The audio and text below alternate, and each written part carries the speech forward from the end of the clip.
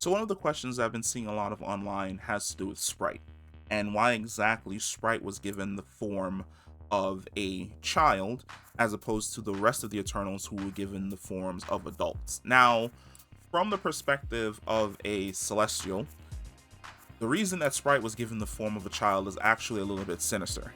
So, for each and every one of the Eternals, they all have a reason for existing. For Ajak, the leader. She's the direct connection to Erisham so that they can get their orders. For Icarus, Thena, Gilgamesh, and Kingo, they're the warriors. It's their job to go out and hunt deviants and annihilate deviants to make the planet safe. Cersei's the cultivator. She would be able to go out into the land and cultivate the fields so that civilization would be able to flourish easier. For Makari, she's the scout. She's able to locate deviants or locate new areas where humanity has settled so that the Eternals can foster those areas as well. For Druig, it's mind control. He can mind control the masses to essentially move them from one location to another if need be and lure them towards a city so that they can build a grander civilization. But for Sprite, Sprite's the storyteller. Now, there's a sinisterness in making the storyteller a child because of the fact that Sprite's a child, people trust her easier. She's not as threatening as any of the other Eternals. It's easier to welcome a child into your household than it is to welcome someone who's the size of Gilgamesh into your household. So she weaves these great stories about the Eternals. In Babylon, she weaves great stories about Gilgamesh and he becomes a deified god. In ancient Athens, she weaves stories about Thena and Icarus, and they become deified as well and placed inside of their stories. When they move from Athens over to India, she does the same thing for Kingo as well, so that he ends up on the pantheon for ancient Hindu gods.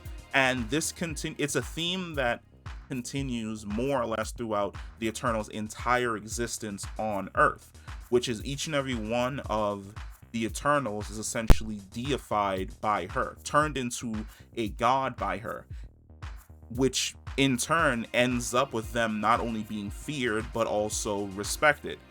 She weaves these fantastic tales so that people will create cults around these individuals. People will listen to their stories, they will honor them, they will look at someone as Icarus as a god from on high, or someone like Cersei as a goddess of the earth. And it's completely sinister that the Eternals would create someone like this. Because, like I said, the Eternals as they were on Earth, it isn't their first mission. They would go to these planets, they would foster the birth of a new celestial, the planet would be destroyed, they would go back to the World Forge, they would be remade again, which means when we see the Eternals for the first time, that's their first time in a human form. However, they've taken multiple forms before. They've probably looked like Skrulls, they've probably looked like Kree, they've probably looked like a bunch of other species from across the universe before, and Sprite is always a child. And in each and every one of these different cultures, she has weaved the Eternals to end up being these deified gods from on high that have nothing but the best intentions for the world, leading it down a path which would lead to everyone's essential death and destruction. And I think it's very interesting that they decided to keep her as a child, because like I said, you would trust a child more, even if the child displays fantastical powers and abilities. You would trust a child more than you would trust someone like Gilgamesh, Thena, or Icarus, who can fly, have super strength, and are basically zipping around at extremely high speeds.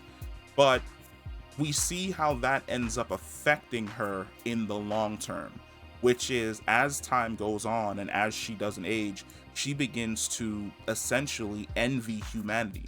She envies the people that are able to basically go from infancy to death and live their entire lives and have kids and fall in love, which is why the first time we're introduced to her in present day, she's using her magic to appear like an adult, and when the guy tries to reach out and touch her, she's completely fake, which weirdly enough, That scene in particular made me think of something from the series Invincible, and it's specifically this scene. Whenever I transform, I get younger.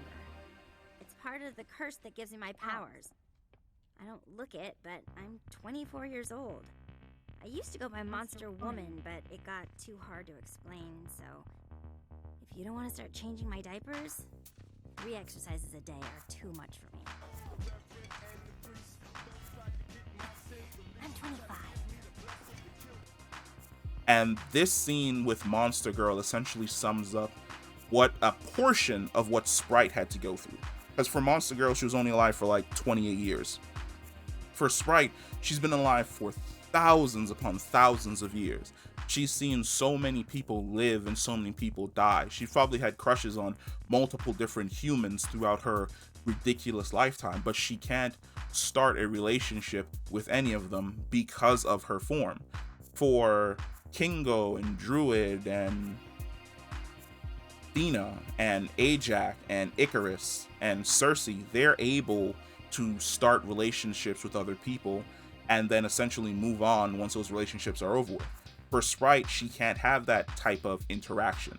She's always by herself. There's definitely another video that I'm gonna do talking about the reason as to why Sprite ended up having a crush on Icarus. It's definitely going to be a really interesting reason. I'm going to say this super low. It's definitely Kingo's fault. But yeah, that's the video. The reason why Sprite was given a form that was essentially that of a child had basically to do with infiltration of the host planet that the Eternals were getting sent to. If you made it to the end of the video, thank you very much. Hit that like button and subscribe to the channel. Peace.